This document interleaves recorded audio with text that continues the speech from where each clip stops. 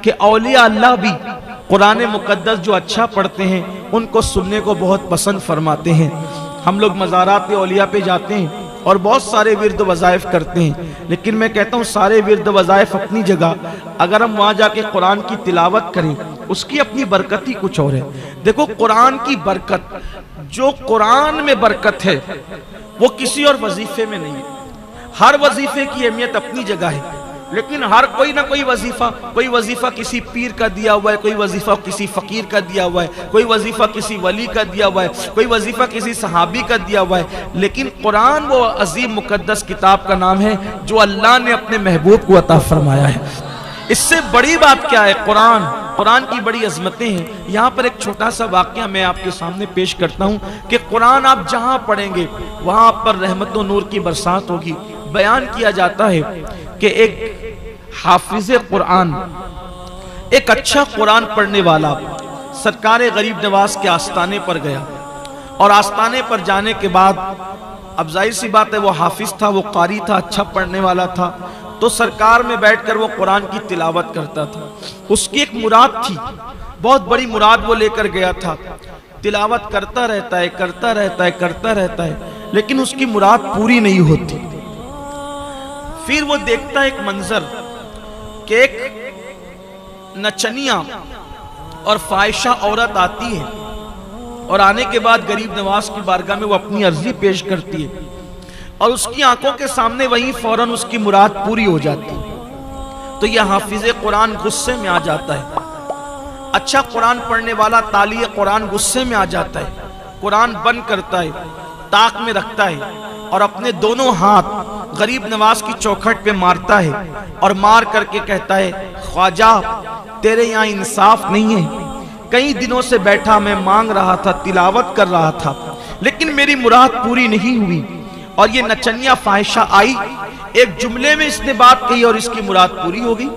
अब मैं जा रहा हूं। जैसे ही वो जाने लगा तो क्या देखा, एक खूबसूरत बुजुर्ग, बड़ी बड़ी आंखें, गोल सा खूबसूरत नूरानी चेहरा, और पूरे वकार और तमकनत के साथ सामने से चले आ रहे हैं। और आने के बाद कहते हैं, हाफिज साहब कहां जा रहे हो, जा कहां रहे हो?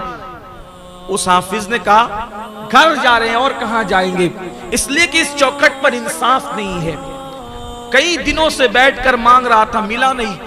एक नचनिया को एक बात में दे दिया। आने वाले बुजुर्ग ने कहा, हाफिज जी जाओ, आपकी मुराद भी पूरी हो गई, आपकी तमन्ना भी पूरी हो गई, जो मुराद लेकर आए थे पूरी हो गई। अब इतने यकीन के साथ आने वाले बुजुर्ग ने जब कहा तो हाफिज जी ने कहा, हजरत आप कौन है जो आप कहते हैं कि तेरी मुराद भी पूरी हो गई? फरमाया, जिसकी चौखट पर मुराद लेकर आए थे वही मोइनुद्दीन हूं मैं, वही मोइनुद्दीन हूं मैं। तो अर्ज किया, हुजूर इतनी ताखीर क्यों हुई? फरमाया, नादान तू बेसब्रा है। दरअसल वो नचनिया की आवाज मुझे पसंद नहीं थी, इसलिए उसने मांगा, फौरन देकर भगा दिया। उसकी मकरू आवाज दोबारा सुनना नहीं चाहता था, लेकिन तेरी तिलावत कुरान मुझे बहुत पसंद। तू बहुत अच्छा कुरान पढ़ता है, तू कुरान बहुत अच्छा पढ़ता है, इसलिए देने में देर कर रहा था कि जितनी देर होगी उतने दिन तू मेरी चौखट पे रुकेगा और मुझे कुरान सुनाता जाएगा, इसलिए मैं यहां तुझे देर कर रहा था, लेकिन तू बेसब्रा था। और फरमाया, अगर तुझे यकीन नहीं आता कि मैं मोइनुद्दीन हूं तो देख मेरी पीठ पर क्या है। पीठ से कपड़ा हटाया तो देखा कि 8 उंगलियों का निशान मौजूद था। अर्ज़ की, हुजूर ये क्या है? फरमाया, जो तूने मेरी चौखट पर उंगलियां मारी तो ये उंगलियां मेरी चौखट पर नहीं पड़ी, बल्कि उसका असर मेरी पीठ पर पड़ा है। ये है कुरान मुकद्दस की तिलावत की बरकत। किसी भी वली की चौखट पर जाओगे, किसी भी बुजुर्ग की चौखट पर जाओगे, तो आप वहां पर तिलावत कुरान मुकद्दस करोगे तो उसकी बरकतें आपको नसीब होगी। जो कुरान मौत की तकलीफ को आसान कर दे, क्या वो कुरान जिंदगी की तकलीफ को आसान नहीं कर सकता? इसलिए हमें कुरान मुकद्दस सही पढ़ने की कोशिश करना चाहिए। अल्लाह से दुआ करता हूँ कि अल्लाह मुझे, मेरी तमाम नस्लों को और आप सबको और आपकी नस्लों को अल्लाह कुरान सही सही पढ़ने की तौफीक अता फरमाए। कुरान सीखिए, इसलिए कि इल्म दीन सीखने की कोई उम्र नहीं होती। मेरे आका अलैहिस्सलाम ने फरमाया कि इल्म हासिल करो माँ की गोद से लेकर, मिनल महद इलल लहद, कि माँ की गोद से लेकर कब्र की गोद में जाने तक इल्म हासिल करो। बहुत सारे सहाबा हैं जिन्होंने कुरान मुकद्दस हुजूर अकरम सल्लल्लाहु अलैहि वसल्लम से डायरेक्ट सीखा। खुद सैयदना फारूक आजम रदी अल्लाह ताला फरमाते हैं, सिर्फ सूरतुल बकरा मैंने 12 साल में मुस्तफ़ा जाने रहमत से सीखी।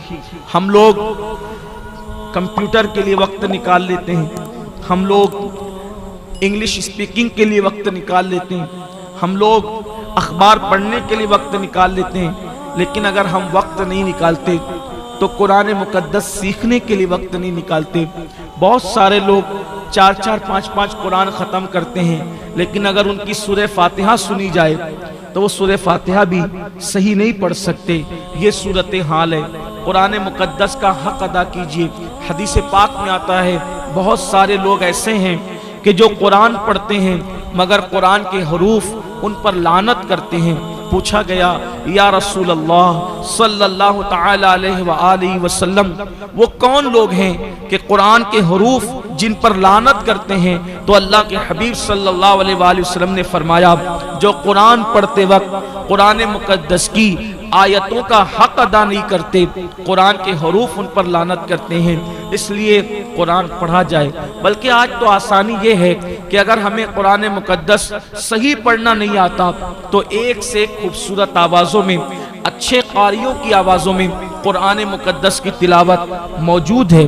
आप उसके ज़रिए से कुरान सुन सकते हैं और सुनते सुनते आपका कुरान दुरुस्त हो सकता है।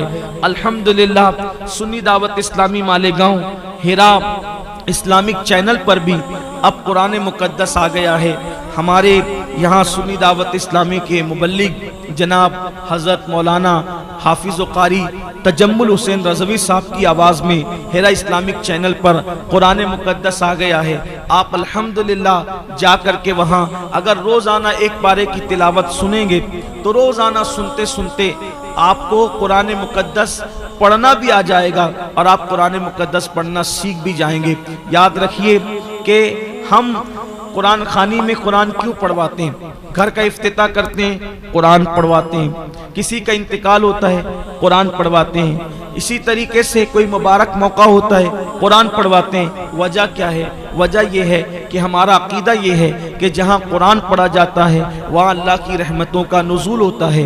तो आप मुझे बताएं कि दूसरों को बुलाकर कुरान पढ़ाने की बजाय हम क्यों नहीं रोज़ाना अपने घरों में तिलावत को फ़रोग दें, तिलावत को रिवाज दें। अच्छी तरह याद रखिए कि कोई किताब के पढ़ने का वो मकाम नहीं है जो कुरान पढ़ने का मकाम है। मैं अपनी जमात के एक बहुत बड़े बुजुर्ग के पास गया और मैंने कहा, हजरत मुझे कोई नसीहत फरमाएं। तो आपने फरमाया, सैयद साहब आपसे मेरी गुजारिश है कि आप अपनी कौम को भी ये पैगाम दें और आप खुद भी इस पर अमल करें कि हमने सब की किताब पढ़ी है लेकिन हमने रब की किताब नहीं पढ़ी है। काश कि हम रब की किताब को सही तौर पर पढ़ते और उसको समझने की कोशिश करते तो आज हमारी कौम का ये हाल ना होता जो हमारी कौम का हाल है। इसीलिए इकबाल कहते हैं, वो ज़माने में मुअज़्ज़ज़ थे मुसलमान होकर, वो ज़माने में मुअज़्ज़ज़ थे मुसलमान होकर, और हम खार हुए तारीके कुरान होकर। दर से कुरान अगर हमने न भुलाया होता, ये ज़माना न ज़माने ने दिखाया होता। बड़ी माजरत के साथ, हालांकि हमने इस प्रोग्राम की ज़्यादा तशहीर नहीं की है, लेकिन एक बात ज़रूर कहूँगा और ईमान लगती बात कहूँगा। अगर आज की महफिल ये कव्वाली की महफिल होती तो यहाँ बैठने के लिए जगह नहीं होती। आज की महफिल तकरीर की महफिल होती तो यहाँ बैठने के लिए जगह नहीं होती। लेकिन कितना अफसोस है, ये महफिल कुरान की तिलावत की महफिल है तो यहाँ पर वो लोग नहीं आए हैं जो सुनने वाले हैं, यहाँ पर अक्सर पेरेंट्स और सरपरस्त लोग हाजिर हैं। कितना कितना बड़ा अलमिया है कि हम कव्वालियाँ सुनने के लिए तो हजारों की तादाद में जमा हो सकते हैं, हम तकरीर सुनने के लिए तो हजारों की भीड़ इकट्ठा कर सकते हैं, लेकिन अल्लाह का कलाम सुनने के लिए हम जमा नहीं हो सकते। जज साहिबान आ गए हैं। या मैं एक बात आपसे कहना चाहता हूं, देखो कुरान जब भी पढ़ा जाएगा दिल को सुकून मिलेगा, ये कुरान की खुसूसियत है। और कुरान पढ़ते वक्त जिसको घबराहट हो, कुरान पढ़ते वक्त जिसको घबराहट हो, समझ जाना दो में से कोई एक चीज है, या तो उस पर किसी ने जादू किया है या तो उसका ईमान उसके सीने से निकल गया है। अगर उस पर जादू नहीं है और उसका ईमान मौजूद है तो उसको कुरान पढ़ते वक्त ऐसा लगेगा कि और पढ़ और पढ़ और पढ़। वजह ये है, बहुत खूबसूरत वजह है, उसको दिल के कान से सुन ले, बहुत खूबसूरत वजह। देखो, जब कोई शख्स परदेश जाता है, वतन से बाहर जाता है, अभी तो दुनिया सिमट गई और मुट्ठी में हो गई है दुनिया, तो कहीं आने जाने की अब उतनी अहमियत नहीं रह गई है। पहले जब कोई बंदा वतन से परदेश जाता था तो परदेश जब बंदा जाता था तो उसके वतन से खत जाता था, उसके घर से खत जाता था। बल्कि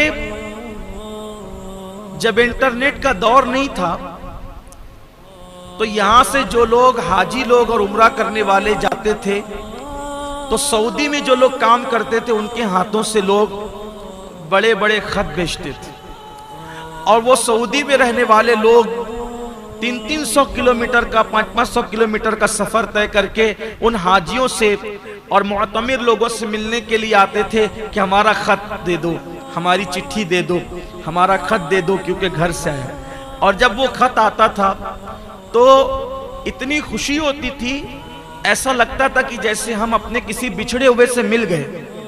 और उस खत को एक एक खत को बार बार पढ़ने वाले पढ़ते थे। क्यों? इसलिए कि ऐसा लगता था कि वतन से चिट्ठी आई, अपने प्यारों का पैगाम आया है, ऐसा लगता था। और उनका पैगाम पढ़ करके सारे दुख दूर हो जाते थे, सारी जुदाइयों के गम दूर हो जाते थे। ऐसा होता था कि नहीं होता था? होता था। ठीक इसी तरह बिला तमसील, मिलाने के लिए नहीं, सिर्फ समझाने के लिए, हम भी परदेश में, यहां हम भी परदेश में हैं। हमारा वजूद दो चीजों का मुरक्कब है, हमारा वजूद दो चीजों का मुरक्कब है, एक हमारा जिस्म है और एक हमारी रूह है। तो जिस्म तो बना है यहां से और रूह आई है वहां से, परदेश से रूह आई है। तो अब चूंकि जिस्म यहां का है लेकिन रूह है परदेसी, तो अब ये रूह जिस्म के पिंजरे में बेचैन होती है, बेकरार होती है। किसके लिए? देश के लिए, वतन के लिए, यार के लिए। जहां से आई है उसके लिए फड़फड़ाती है, बेचैन होती है, बेकरार होती है।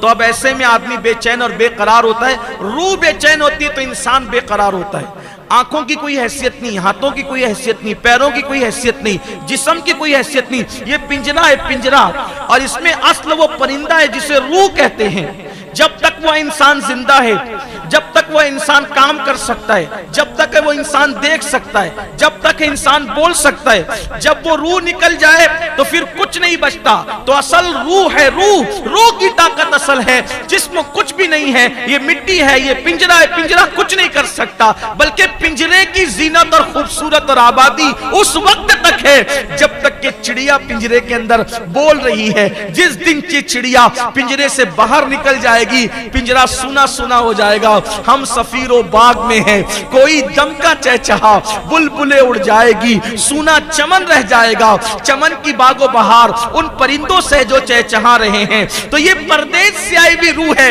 ये बेचैन होती है तो पूरा वजूद बेचैन हो जाता है। मेरे अल्लाह ने रहम किया रूहों की दुनिया पर, मेरे अल्लाह ने करम किया रूहों की दुनिया पर। ऐ रूहो जाओ और जिस्मों के अंदर मुकीम हो जाओ। रूहों ने कहा होगा मौला तेरे दीदार के बगैर, तेरे जलवों के बगैर हम कैसे रह सकेंगे। तो यार ने कहा मैं न सही, मैं अपनी तरफ से तुम्हें चिट्ठी भेजूंगा, अपनी तरफ से मैं पैगाम भेजूंगा, अपनी तरफ से खत भेजूंगा। तो यार न सही, यार का फरमान पढ़ते रहना और दिलों को चैन और सुकून अता करते रहना। तो जब तिलावत कुरान की जाती है तो रूहों को सुकून मिलता है। रूह कहती है यार की चिट्ठी आई है, यार का पैगाम आया है, यार का फरमान आया है। इसीलिए इंसान के दिलों को सुकून मिलता है। मरने वाले के सराहने सूरह यासीन क्यों पढ़ते हैं? इसलिए उसकी बहुत सी हिकमतों में से एक हिकमत यह भी है, ऐ फड़फड़ाने वाली रूह अब अटक मत, इसलिए कि तू अपने देश की तरफ जा रही, परदेश से देश, तो वो जल्दी से आसानी के साथ पूरे शौक से निकलती है। तो वहां जब तिलावत कुरान होती, क्यों? जब यार का पैगाम इतना खूबसूरत है तो यार के हुस्न का आलम क्या होगा।